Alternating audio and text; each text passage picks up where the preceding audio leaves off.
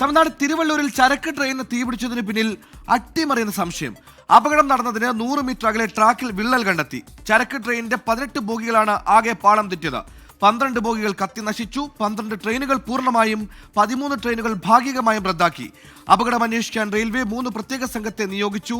മുഹമ്മദ് റഹീസ് ചെന്നൈയിൽ ചെയ്യുന്നു. റഹീസ്, കൃത്യമായ ആസൂത്രണമുണ്ടെന്ന സംശയം ഇപ്പോൾ ബലപ്പെടുകയാണ്. പ്രത്യേകിച്ച് ഡീസൽ കയറ്റി വന്ന ട്രെയിനാണ്. അതുകൊണ്ട് തന്നെ പെട്ടെന്ന് അപകടം സംഭവിപ്പിക്കാൻ വളരെ എളുപ്പമാണ്. ഈ ട്രാക്കിലെ വിള്ളൽ ഈ അപകടവുമായി ചേർത്ത് വായിക്കുകയാണോ റെയിൽവേ?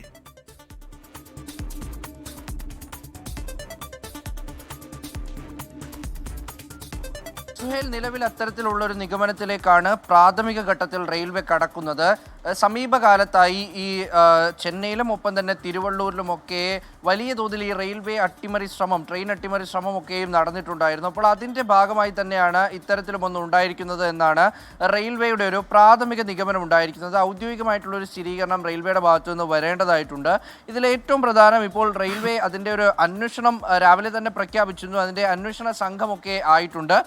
റെയിൽവേയുടെ 3 പ്രത്യേക അന്വേഷണ സംഘങ്ങളാകും ഈ ഒരു സംഭവം അന്വേഷിക്കുക. അത് റെയിൽവേ ADGP നേതൃത്വത്തിലാകും അന്വേഷണം നടക്കുന്നത്. ഒപ്പം തന്നെ ദക്ഷിണ railway general manager RN Singh അപകട സ്ഥലം സന്ദർശിച്ചിട്ടുണ്ട്. അപ്പോൾ അങ്ങനെ ഈ അന്വേഷണത്തിന്റെ കാര്യത്തിലൊക്കെ ഏതാണ്ട് ഒരു രൂപം കൈവന്നിരിക്കുന്നു.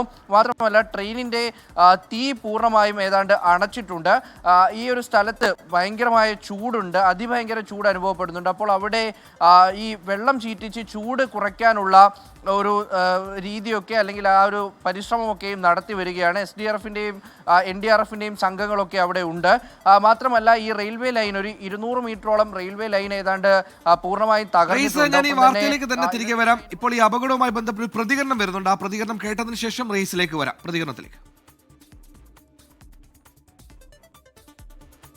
ആ പ്രതികരണം തയ്യാറാകുന്നു എന്ന് മനസ്സിലാക്കുന്നു. റഹീസിലേക്ക് തന്നെയാണ്. റഹീസ്, നേരത്തെ പറഞ്ഞതുപോലെ ഇത്തരത്തിൽ ഈ പാളം തെറ്റിക്കുന്നതുമായി ബന്ധപ്പെട്ട് അട്ടിമറി ശ്രമങ്ങൾ നേരത്തെയും പലയിടങ്ങളിൽ തമിഴ്നാട്ടിൽ നിന്ന് നമ്മൾ സംശയപ്പെട്ടിരുന്നു. പക്ഷേ ഇത് അല്പം കൂടി കാഷ്വാലിറ്റി കൂടുതലാണ്.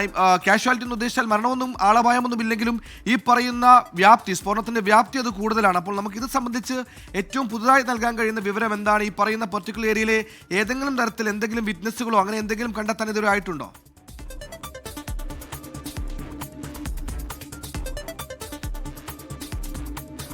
സുഹേൽ, നിലവിൽ അത്തരത്തിലൊരു വിറ്റ്നസിനെ ഒന്നും കണ്ടെത്താൻ കഴിഞ്ഞിട്ടില്ല.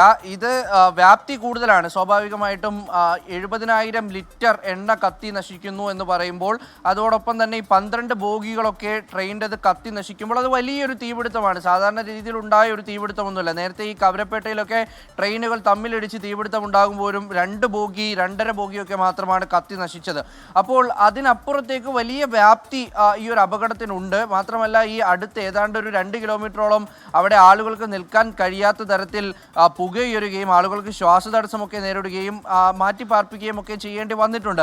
ഇവിടെ കഴിഞ്ഞ ഒരു 2-3 ഒരു റെയിൽവേ അപകടത്തിന്റെ ഇൻസിഡന്റുകൾ, ആ ഒരു സംഭവങ്ങളാണ് പ്രധാനമായിട്ടും ഈ സമയത്ത് ഒരു ചോദ്യചിഹ്നമായി വരുന്നത്. അതിലൊന്ന് കവരപ്പെട്ട റെയിൽവേ അപകടമാണ്. ആ റെയിൽവേ അപകടം നടക്കുമ്പോൾ തന്നെ ഇത്തരത്തിൽ ട്രാക്കിൽ വിള്ളലുകൾ കണ്ടെത്തിയിരുന്നു. അവിടെ NIA അടക്കമെത്തി പരിശോധന നടത്തി അന്വേഷണം നടത്തി മടങ്ങിയതാണ്. പക്ഷേ അതിന്റെ യാതൊരു തരത്തിലുള്ള ഫോളോ അപ്പുകളും ഉണ്ടായിട്ടില്ല. ഇതിന് ഈ ചെന്നൈക്കും ഈ തിരുവള്ളൂരിനും ഇടയിൽ തന്നെ അതിനുശേഷവും 2 തവണ ഈ ട്രാക്കിൽ പോസ്റ്റുകളും മറ്റുമൊക്കെ കൊണ്ടുവന്ന് വെക്കുക, വലിയ കല്ലുകൾ വെക്കുക. ഏതാണ്ട് 1 മാസമായതേ ഉള്ളൂ റിട്ടയർഡ് ആയിട്ടുള്ള 2 ജഡ്ജിമാർ, മദ്രാസ് ഹൈക്കോടതി ജഡ്ജിമാരായിരുന്നവർ സഞ്ചരിച്ച ട്രെയിൻ, അതും ഇത്തരത്തിലൊരു അട്ടിമറി ശ്രമം അവിടെയും ഉണ്ടായിരുന്നു. അതൊക്കെയും കേസെടുക്കുന്നുണ്ട്, അന്വേഷണം നടക്കുന്നുണ്ട്. അന്വേഷണ റിപ്പോർട്ടിൽ എന്താണ് വരുന്നത്, ആരെങ്കിലും ഇതിൽ പ്രതിസ്ഥാനത്ത് നിർത്തുന്നുണ്ടോ, അതിൻ്റെ പിന്നിൽ ആരാണ്? എന്തായാലും 1-2 മനുഷ്യർ ചേർന്നെടുക്കുന്ന ഒരു തീരുമാനമായിട്ടൊന്നും ഇത് മാറില്ല. അപ്പോൾ അതിന് പിന്നിൽ ആരെങ്കിലും ഉണ്ട് എങ്കിൽ അത് കണ്ടെത്തേണ്ടത് ഈ വളരെ അനിവാര്യമായിട്ടുള്ള കാര്യം കൂടിയാണ്. അപ്പോൾ അങ്ങനെ നിൽക്കുന്ന ഒരു സാഹചര്യത്തിൽ, അതിനൊന്നും ഉത്തരമില്ലാത്തൊരു സാഹചര്യത്തിൽ പുതിയൊരു കേസ് കൂടി വരുമ്പോൾ അതും വീണ്ടും ചോദ്യചിഹ്നമായി വരുന്നുണ്ട്. റെയിൽവേ പതിവ് പോലെ അന്വേഷണം ആരംഭിച്ചിട്ടുണ്ട്. ഇനി എന്താകും കണ്ടെത്തൽ എന്നതും നിർണായകമാണ്. ഏതാണ്ട് ഈ ട്രെയിൻ അപകടം ഉണ്ടാകുന്നതിൻ്റെ 100 മീറ്റർ അകലെ മാത്രമാണ് ഈ ഒരു വിള്ളലുണ്ടായത്. ഇനി ഈ ലോക്കോ പൈലറ്റിൻ്റെ മൊഴിയും, അദ്ദേഹം എന്താണ് പറയുന്നത്, അദ്ദേഹം മാത്രമാണല്ലോ ആ ഒരു സമയത്ത് ഈ ഒരു ഇൻസിഡൻറ്റിൽ എന്തെങ്കിലും ഒരു ടേക്ക് പറയാൻ അവിടെ ഉണ്ടായിരുന്ന അദ്ദേഹമാണ്. അപ്പോൾ സ്വാഭാവികമായിട്ടും അദ്ദേഹം എന്താണ് പറയുന്നത് എന്നുള്ളത് മനസ്സിലാക്കേണ്ടി വരും. സിഗ്നൽ തകരാറുകളൊന്നും തന്നെ ഇല്ല, മറ്റ് കമ്മ്യൂണിക്കേഷൻ മിസ്റ്റേക്കുകളൊന്നും ഉണ്ടായിട്ടില്ല എന്നുള്ളത് റെയിൽവേ ആവർത്തിച്ച് പറയുകയും ചെയ്യുന്നുണ്ട്. ആ ഒരു ഘട്ടത്തിലാണ് ഈ ഒരു വിള്ളൽ കൂടി കണ്ടെത്തുന്നത്. അപ്പോൾ എങ്ങനെ വിള്ളൽ ഉണ്ടായി എന്നുള്ളത് അതിനൊരു ഉത്തരം ഉത്തരം ഇനി കിട്ടിയേ മതിയാവുകയുള്ളൂ. വിള്ളൽ എന്ന് മാത്രം പറഞ്ഞാൽ പോരാ, അതിനൊരു ഉത്തരം കൂടി റെയിൽവേ കണ്ടെത്തണം. സുഹൈൽ, തീർച്ചയായും ചുമ്മാതെ ഒരു ട്രെയിൻ അങ്ങോട്ട് കത്തില്ല. ഈ പറഞ്ഞതുപോലെ അനുമാനങ്ങളിൽ നിന്ന് സംശയങ്ങൾ ഉണ്ടാകുന്ന സ്വാഭാവികമാണ്. പക്ഷേ ആധികാരികമായി അന്വേഷിച്ച് ഇതിന് പിന്നിൽ ആരെങ്കിലും ഉണ്ടെങ്കിൽ കൃത്യമായി കണ്ടുപിടിച്ച് ഇത്തരം സംഭവങ്ങൾ ഇനി ആവർത്തിക്കാതിരിക്കാനുള്ള എല്ലാ ശ്രമങ്ങളും റെയിൽവേയുടെയും പോലീസിന്റെയും എല്ലാ വിഭാഗങ്ങളുടെയും എല്ലാ അന്വേഷണ മേഖലകളുടെയും ഉദ്യോഗസ്ഥരുടെയും പക്കൽ നിന്നുണ്ടാകണം.